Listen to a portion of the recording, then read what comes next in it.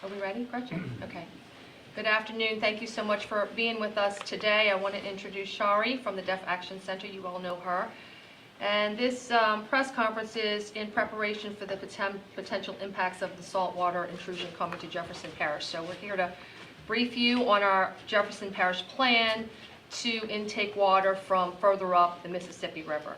I went to Baton Rouge today, just got back a little while with our team to attend the Governor's Office of Homeland Security and Emergency Preparedness meeting, the Unified Command meeting, and we got some good news at that meeting, so it was well worth the trip that our plan was approved. So there needs to be first an understanding that depending on the amount of water brought in at the different intakes, there's going to be different solutions that are available to you.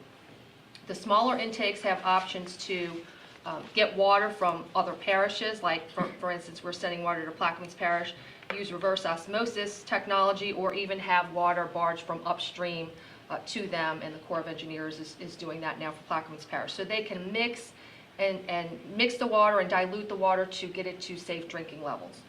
Many of those options are just not available to our intakes in Jefferson Parish. So we have to come up with a different solution. So let's go back and just so everybody remembers in Jefferson Parish that we have 3 intakes. Gretna will be the first one if and when the intrusion comes up here. Gretna is going to be the first affected. They take in 4 million gallons a day. They're the only municipality that does their own water system. And that's why I've asked Mayor Belinda Constant to be here with you today so she can give you an update. She has been very busy and her team on their efforts for the Gretna intake. Reminder that Westwego residents, although they might get a bill that says Westwego, they purchase their water from us. So if you're in Westwego, you get your intake, your water comes from the West Jefferson intake, just like everybody else on the West Bank. And then so we have Gretna as the first one. And then the remainder of the parish is, again, the West Jeff and East Jeff intake. And it really should be seen as 2 separate systems and 2 separate projects. They're not connected in any way. West Jefferson with 30 million gallons a day and East Jefferson with 40 million gallons a day. So 2 distinct projects that are of comparable size. I want to thank our team for coming up with this plan. They have brought in, during this week, I wanted to give them their time. I told them to be creative, to look at everything, and really, kudos to Mark for bringing in the other departments, our engineering, drainage, as well as our water department.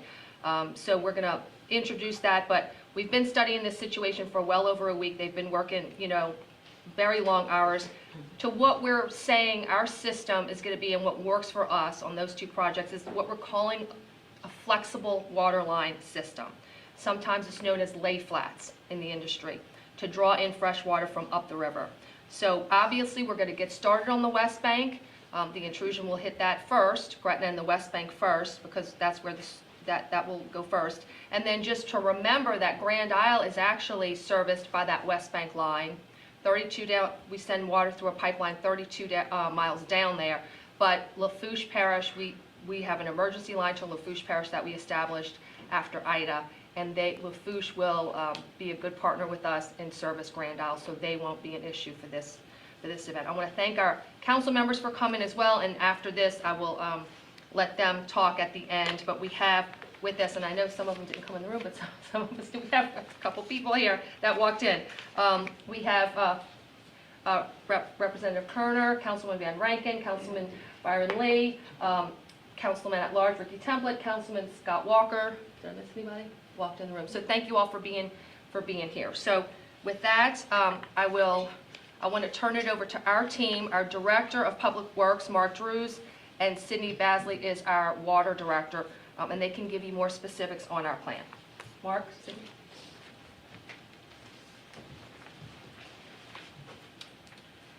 Mark Drews, Public Works Director. Basically, after brainstorming and doing a lot of research, we've come up with what we believe is the most practical plan. The goal is to put a flexible piping system with diesel pumps, high velocity diesel pumps, so we can get enough flow through the pipes, and extend that system approximately 15 miles upriver from the West Bank plant to a location that is in the vicinity of a natural sill in the river that's probably just a little bit upriver of Kenner. where there's a significant change in grade in the Mississippi River, where the bottom gets a lot shallower. And in recent past, in 1988, the tow actually reached about that point and quickly retreated. So it's an ideal spot. So if we can get in that vicinity, according to what the current prognostications are, we should be okay. The system basically on the west bank consists of 4 12-inch diameter flexible lay-flat pipes. We chose that system of piping because the lay-flats with that diameter are much more nimble than anything else, because there are obstacles we have to get around on the batcher. There are some accesses that we'll have to cross, and if there's any obstacles, it's much easier to move those pipes around those obstructions. The diesel pumps, basically on each line, if I'm running 4 parallel lines, roughly at a 5-mile spacing, I'll have a pump on each one of those lines, okay? So those pumps technically will be spaced roughly at 5 miles, okay? So what you're looking at is from the intake of the plant about 5 miles away, we would have 4 pumps, okay? Then 5 more miles, 4 pumps, and then 5 miles where we would theoretically be the intake, 15 miles, I'd have another set of 4 pumps. Those pumping system, it's important to know that once I get 5 miles ahead, if need be, we can pump from there. We can literally make that our suction. So it is scalable. So what the plan is we may go 5 miles, start building out to 10. If we get reports from the Corps that, okay, it doesn't look like everything's slowed down and it's not going to reach that far, then we have the ability to just stop and sit tight there, which is also what the state would like to have happen. So we do have that ability. When we go to the east bank, it's going to be a similar system. The only significant difference is I'll be running 5 lines because the east bank intake is larger than the west bank intake. So with that pretty much is the simplified version of what the plan is, and we do believe it's doable within the time frame and the schedule what the Corps has set out with regard to the intrusion and its movement. Thank you, Mark. Belinda Constant is the mayor of Gretna. She and I happened to be, it seems like a long time ago, but it was just last week, in D.C. on another project. So it was a perfect time. We were able to meet with congressional staffers and explain the urgency of this matter, along with Parish President Hinckley. So I know we've been working it since that time. Belinda Constant, mayor of Gretna. Thank you so much, Parish President. I just want to say thank you to Cynthia as well as Parish President Keith Hinckley. We have been working alongside him as well because, as Cynthia said, we are the only municipal government within Jefferson Parish that operates our own water and sewer, and therefore we intake water separate and apart from Jefferson. Plaquemines Parish is Upper Plaquemine is equally about the size of Gretna, so we have been in coordination with them as far as options. Because we withdraw about 4 million gallons a day, significantly less than what Jefferson Parish does, we do have some options.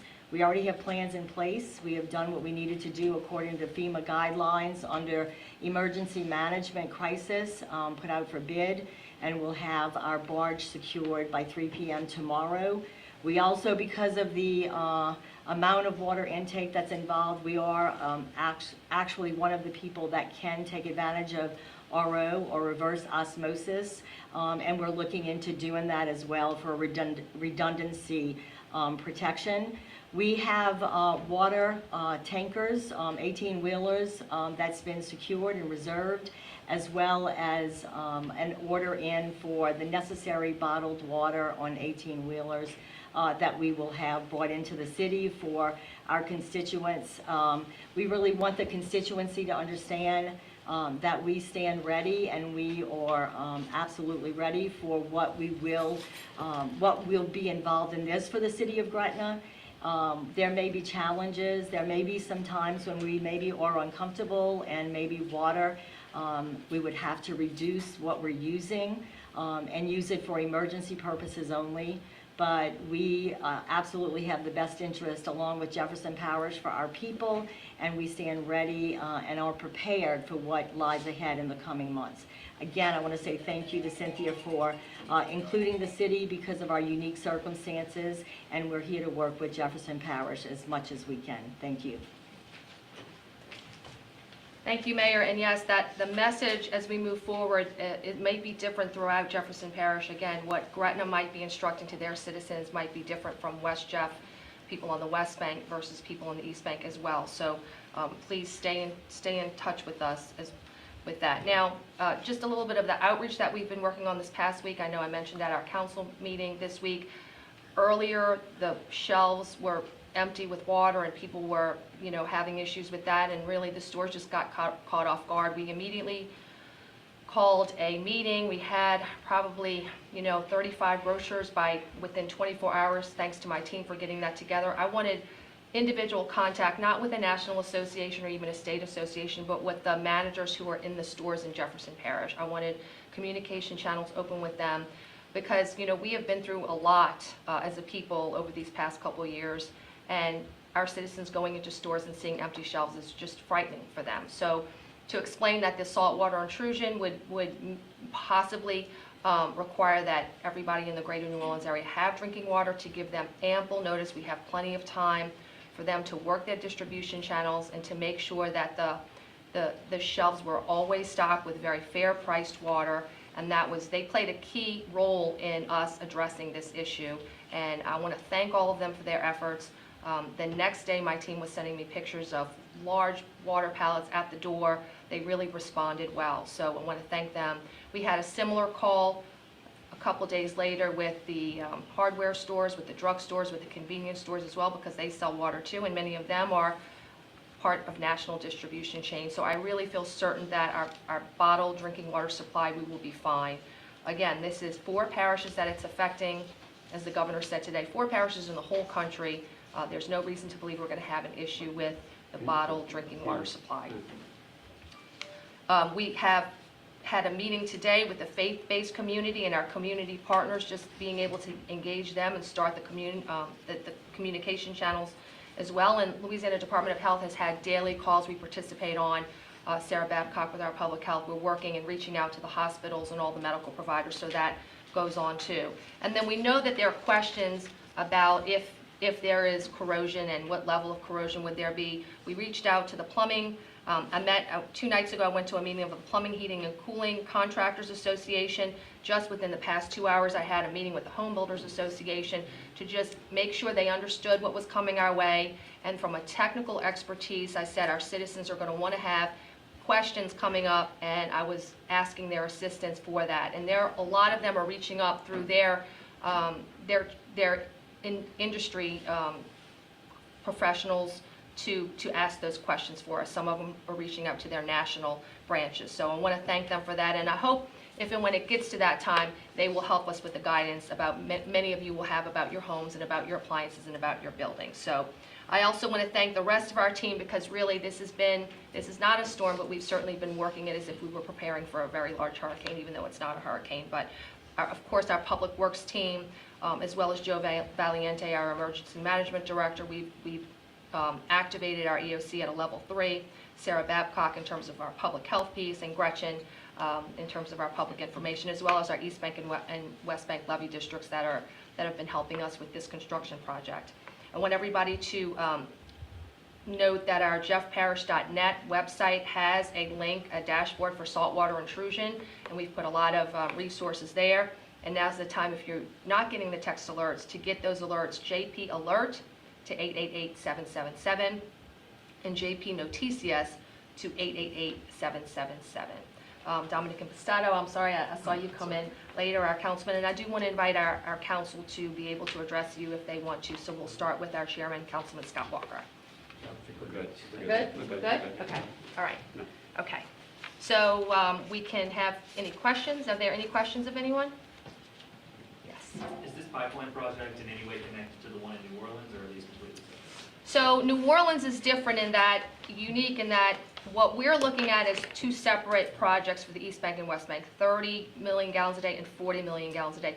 New Orleans volume is so much more than both of those put together. I don't want to speak on behalf of that parish, but I know Carrollton, I've heard, over 100 million gallons a day. So they need different equipment for their project. It will be lined up in the same area. There will be a lot of coordination. I'm going to let Mark speak to that because he was actually at a meeting 2 nights ago, Mark, with New Orleans Sewage and Water Board. But our project is separate contractors, but we'll be in the same area on the East Bank. They don't, their Algiers is not part of this on the West Bank. So I'll let Mark talk to that. Yeah, it's obvious, their plan is similar in that they want to run up to that same point. And we're both obviously running along the East Bank, along the Batcher.